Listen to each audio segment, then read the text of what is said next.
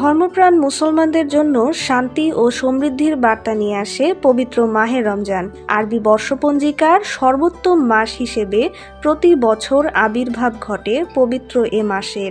রমজানে ইফতারিতে বিভিন্ন মৌসুমি ফলের শরবত, ছোলা, মুড়ি, ভাজা পোড়া, হালিম সহ মুখরোচক বিভিন্ন পদ উৎসবের আমেজ আরও বাড়িয়ে তোলে।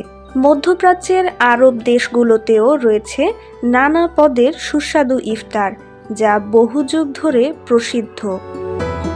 মধ্যপ্রাচ্যের দেশ সৌদি আরবের ইফতারি খুব বৈচিত্র্যময়। এখানে জনপ্রিয় খাবারগুলোর মধ্যে সাম্বুচার নামটি অনেকেরই জানা। খাবারটি দেখতে ঠিক সমুচার মতো। এর ভেতর থাকে মাংসের কিমা, তবে মরিচ থাকে না। এছাড়া বাদামি আটা, গরুর মাংস, সবজি, মধু, পেঁয়াজ ও ঘি দিয়ে বিভিন্ন পদের ইফতার খেয়ে থাকেন সৌদিবাসী।